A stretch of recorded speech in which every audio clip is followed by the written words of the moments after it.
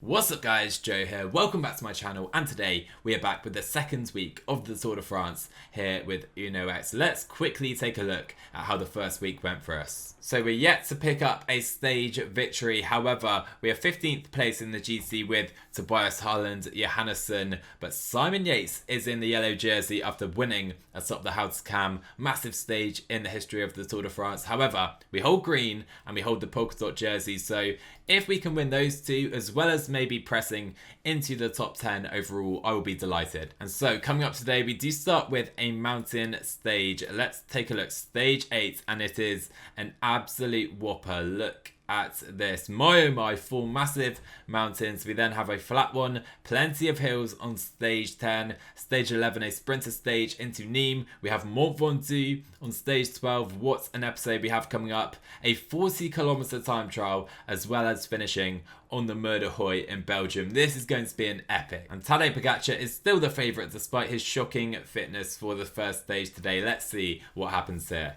Oh, and the luck is unreal. We are so unlucky here because the only rider on our team on a -2 day is the one that we can't afford to have on a -2 day, and that is Tobias Johannesson. Let's try and get some riders in the breakaway again. Magnus Hulagaard try and get up the road today, but I'm gutted with that. Okay, it definitely wasn't easy, but we do have Anders Johannesson, Marcus Hulagaard and Magnus caught in a 10-rider breakaway. Rusty Woods is here as well, probably the best rider in this group. However, having 3 riders up the Raiders, satellite riders, hopefully means we can definitely help out Tobias right to the end of today's stage. So we were able to take first place with Magnus caught at that intermediate sprint behind. A few guys sprinting for it, and we have extended our lead. Lovely, lovely stuff. So the Col de Soudé begins. Johannesson has been taking it easy, trying to conserve so far, but I think we have to move up a little closer to the front right now. Ganna still taking it easy on the front though, as we are setting the pace at the front of the race. So we crest the climb. Hulagaard will take second place just behind Rusty Woods, who has attacked away clear. We have Groschartner on our wheel with Court as well in that group. Tobias is going to hold on to the peloton for now. We still have over 100 riders here though. So the Col de Baragouis is now, we have 92 riders in the peloton. Tobias is struggling so much, guys. I can't see us really staying in the GC today. I've dropped Court and Hulagaard, and like I said, only Woods is left. So yeah, I'm not feeling too good right now. So we've crossed the climb, we're literally clinging onto the front of the race. We've used every domestique as well, and still one more HC category climb does remain. However, entering the absurdly steep Pic de Boilerty, I'm going to go with Ganna is still here. We still have Kra Anderson on the front, my words. Magnus Court and of course Hulagaard did make it back in very, very briefly, but Tobias is going to get absolutely destroyed. Look at these slopes right now, this is ridiculous. So cresting the climb in the lead, we have Egan Bernal and David Gaudu with the minutes on the yellow jersey group, but we are 2 minutes further back from that. It's not been a good day, I'm afraid, as expected. So at this point, Egan Bernal is just about set to go into the yellow jersey. He is ahead of Gaudu by 20 seconds and just about far enough ahead of Simon Yates, who's chasing hard in that yellow jersey. Of course, we're going to lose 2 minutes on that yellow jersey group again, I'm afraid to say. So Egan Bernal is just about going to edge out David Gaudu, and is he going to take enough time for yellow? I think it's going to be very close, but I think he's just about going to take yellow with those bonus seconds. Let's check the damages for Tobias at the end of the stage. I mean, we've had some half decent race days so far with Tobias, but a 0 and a -2 in the mountains does mean we're 3 minutes and 15 seconds down. On the race leaders, of course, the main group were a little further back with the yellow jersey. Anyway, we are now 20th and 5 minutes 36 seconds down already. Just checking that Pogačar was 4th today, so his fitness slowly building. Nope, not really. Anyway, a nice flat one today, so hopefully we have a chance of a decent result. And of course, the Johannessons both get a plus day. Now we're not in the mountains. And I have given Nicholas Larsson a +5 day, the chance to try and go and win the stage in the breakaway. Only 3 riders are here. Let's see if we can pull off a miracle. So the green jersey sprint is just coming up. You can see we're absolutely nowhere up the road, but hopefully Magnus Court can take some points at least for this jersey, and we will take a few. Not many though. Let's set up. We don't want to catch our teammate. We still hold 21 points. So Perez and Peters look pretty tired. We still have 22k to go. Let's try and go solo maybe with Nicholas Larsen. Nons Peters completely cooked, but I'm pretty sure this is coming in for a sprint, sadly. And so Larsen is now caught and back in the peloton. We do have Videberg, Hulgaard, Kort and Halvorsen to the front and ready to go in the sprints. But Jonas Videberg sprinting downhill into the final 5k, putting our riders in a great position. Wout van Aert is right here for Jumbo-Visma. Laporte as well. We have Chimolai, Alaphilippe hanging around to the front as well. There you go. Videberg, a great ride right there. We now have Hulgaard and Caleb Ewan moving up with his Lotto Soudal teammates. Let's go with Hulgaard. Try and go early. Keep this good position. We have fought so hard for 1k to go. Chris Halvorsen going for the line. We don't have anything left to give, and it will be Jasper Philipsen winning today's stage ahead of Elia Viviani.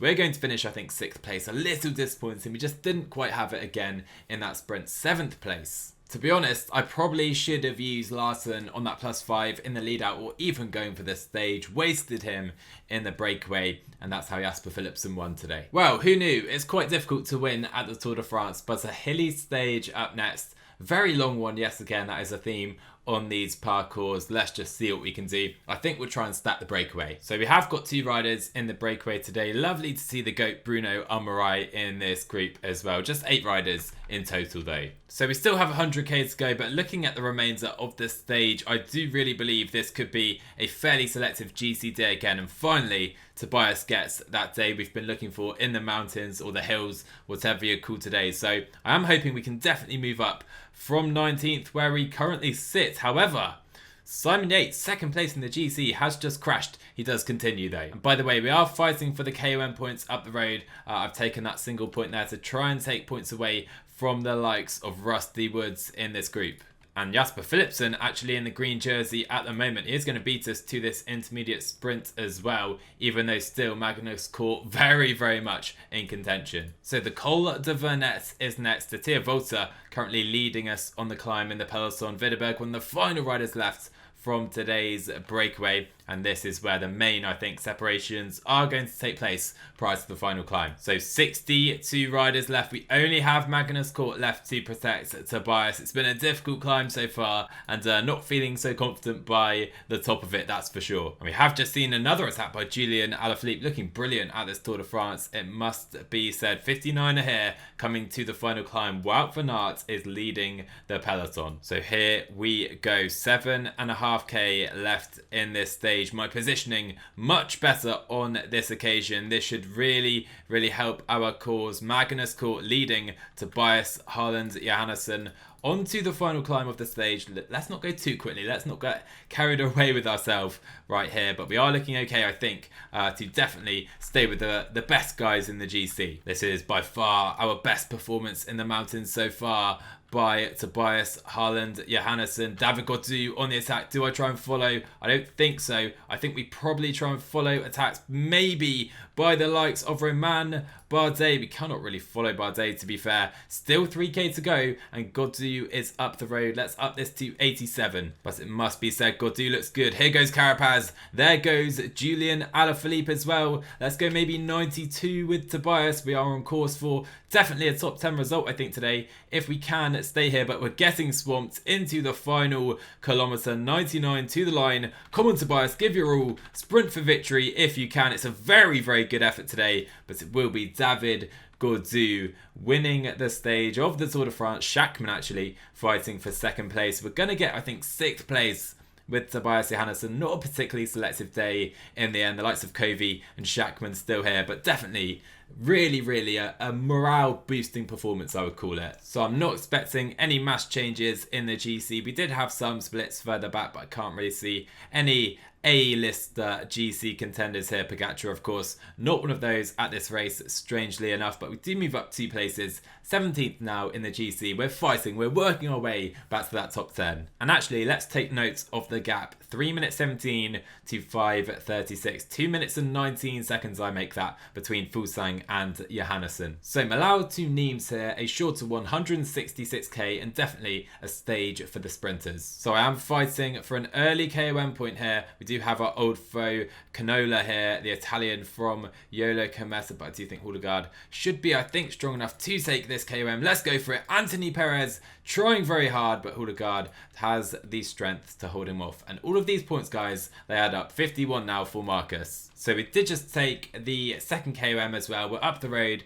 A duo mission today with Aurelion Paripentra. Paripentra has a massive kick on him regarding his hill attribute. I think we have him in the sprinting department just about, but he does take the final KOM of the day, but a couple points added for Houdegaard. And Magnus caught in a good position for this intermediate sprint, blocked off by Matteo Moschetti a little bit, but we are going to be first from the peloton again, I think, and into the provisional lead ahead of this man right here. So we have allowed Paripentra to go solo. No chance for him today. This one is for the sprinters and hopefully this man right here. So heading towards Nimes, downhill right now. Captain Price is on the front of the peloton. I have, worth noting, tried to follow Viviani with Halvorsen just to try and give him a chance as well. He's not really set up to be a lead out man. His flat isn't good enough. Anyway, we are focusing on Magnus Court. This is the moment we enter the 5k to go mark. And that means Captain Price is done. Nicholas Larsen now coming to the front. We have De Gent. Wout van Aert is here as well. He is in a great position. Sam Bennett a little further back. Only 3k to go. Garcia Cortina moving up as well. Now Jonas Widerberg needs to go up to 99 into the final 2k. Magnus Court getting blocked in though. It's not an ideal lead out at all today for Magnus Court in the +5. And can you believe it? What happened to Magnus Court here? Such a horrific lead out with him getting blocked. He fights back to 3rd place, I think. Oh my word, what could have been? It's only P3. It's a great result for us, but I think we could have won today. You don't get many opportunities like that at the Tour de France. We didn't deliver in the end.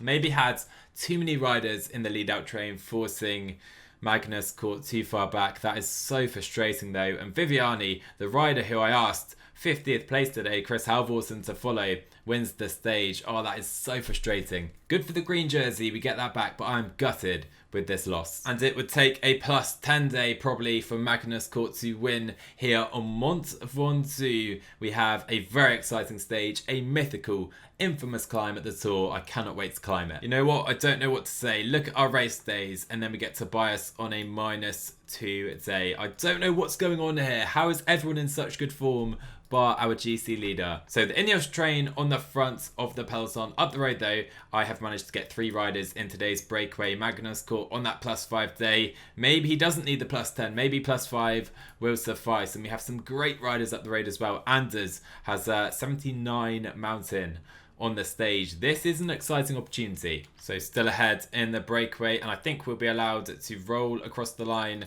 with Magnus Court to collect the green jersey points, extending his lead there. So already this breakaway is a success, even though we only have 2 minutes to the chasing group behind. They're chasing pretty hard. And let me tell you, Marcus Houdegaard is the MVP today. He has given up his own chances on a day he's feeling great. He is trying to press this gap out. We have Team DSM killing us on the front right now, but I think if we have Houdegaard pressing on the front to the foot of Mont Ventoux, maybe we can open that gap out just a little bit. So 20k to go. We're just entering the foot of Mont Ventoux. Houdegaard is now cooked for the day. What a ride by him.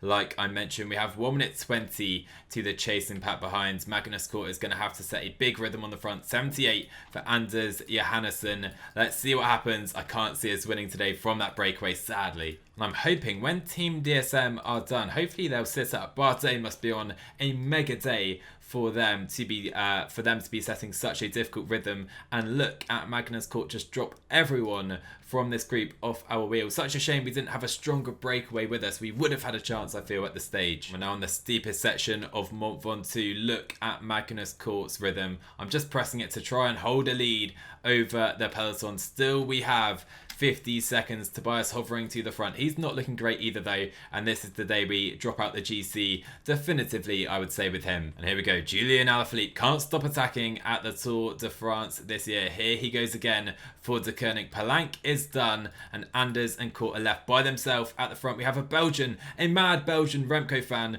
to our right. And we've held the lead. We have opened it up to 1 minute 20. Alaphilippe is caught now. Tom de Moulin on the front for Jumbo-Visma. Look at Tobias, by the way. He's by himself and he is really struggling with still 9k to go in this climb. It's all about the front for us today. So Magnus Cort is done. He's dropping to support Tobias, who is so much further back. We've sat up trying to set our own rhythm. It's all for his brother. He has 40 seconds, 7k to go. It's looking unlikely. Well, we prayed for a miracle. It didn't happen, sadly, today. 5k to go. We are caught with Anders, but what an effort by the team today. And at the front of the race, Roglic drops again, and Egan Bernal in yellow looks in consummate control of this Tour de France right now. However, Egan has been caught. We have a bunch sprint for the line, basically, atop Mont Ventoux, and Damiano Caruso wins ahead of Iran and Lenny Kemner. What a surprise here. Really, really strange result with so many riders finishing together, and Tobias is 4 minutes back. Some very interesting results. Not massive gaps, surprisingly enough, but Damiano Caruso playing his card for this Tour de France early. We dropped to 22nd, over 10 minutes down with Tobias, and I am hoping from here we will be allowed in the breakaways, perhaps. Hopefully we're far enough back for that, because today we finished 63rd, over 5 minutes back. It's not good. And so, time trial time, 40 kilometers. It's a mega TT. We have a climb as well with a K1 point available. This is going to be an interesting one, and it's going to shake up the GC massively. I'll tell you, the race days have not been kind to us at this Tour de France so far. Captain Price on his biggest stage gets a 0. He's had so many pluses throughout the race. Although saying that, we are over a minute clear of anyone so far. Dylan Groenewegen, look, we've almost caught him already on the TT bike. And so we're not quite going to get our, I think, 2-minute man, Mark Cavendish. Let's see. We take the best time. He was our 4-minute man. We take the best time by over 2 minutes so far. And I think Bruno Armorai is going to take the provisional best time. Yes, he is, for the French champ, and a good time for Anders, to be fair, for his abilities. 30 seconds so far. Seriously, I don't know how unlucky I am today. Our best rider for this course gets a -4. So we're absolutely nowhere so far on this course. Anders Johannesson, I think 64 TT, has our best time so far. Hopefully, Tobias can beat him. So we have been overtaken by Peo Bilbao. It's not a good time again for us, but Tobias does go 67th place. Can Wout van Aert beat Pippo Ganna, currently 11th in the GC? He beats Pippo by 6 seconds. Revenge for Flanders. And Julian Alaphilippe loves turning up for Tour de France TTs. He is going to go into 3rd place. What a time. And Damiano Caruso goes 59 seconds down. He is going to be challenging Egan Bernal for that yellow jersey, I think. Oh man, we are struggling at this Tour de France, I'm afraid, guys. Wout van Aert takes the stage, but Damiano Caruso does go into yellow, which does mean GC-wise, we had 26th place. It looks like we're not trying. I assure you I am. We just are having such horrific race days so far with Tobias on the big days, and I'm hoping a breakaway will allow us to jump up the standings at some point. Some alternative good news though, we are going to Il Lombardia later in the year. And I think this is the stage we need, a classics type stage. Basically, La Flèche Wallonne, more hills, ending on the Mur de Huy, plenty of hills throughout. Let's just attack this day from the breakaway and see what happens. So I can assure you, I've been trying very, very hard to get into today's breakaway, especially with Houdegaard. He's the man for us on a great day.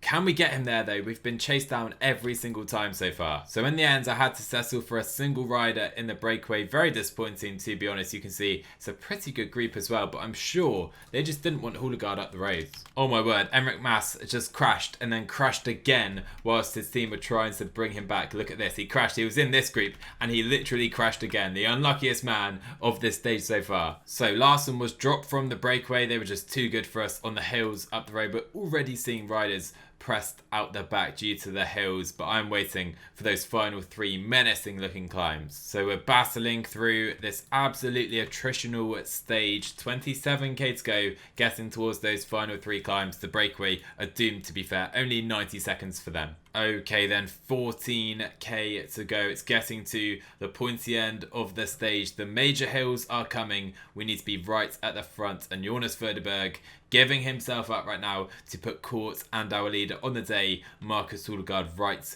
to the front. The Côte de Saint-Léonard is here. Magnus Cort up to 88 on the front. Let's make sure we stay here. We'll have Tobias set his own devices at 88. Let's make sure we're staying right to the front. And so the first climb of the finale managed very well by Magnus Cort. We did have an attack attempt by Romain Bardet. We need to go up to 95, entering this next absolute monster climb, the Mur de Huy. Look at this. Magnus Cort doing his best, working for Marcus Houlegaard. Let's try and press it up to 95 with him. Magnus Cort is going to struggle here. Can we attack up to Bardet with Marcus Houlegaard? We're going to try, you know, and the two riders have gone clear here. So I think Cort can try and look after Tobias, Haaland, Johannesson, but we do have a lead. Houlegaard and Bardet are clear, but Alaphilippe attacking up to us. Oh, and Bardet has extended away from us in that descent, and we now have Julian Alaphilippe on our tail, and that is certainly not ideal with Houlegaard. There goes Alaphilippe.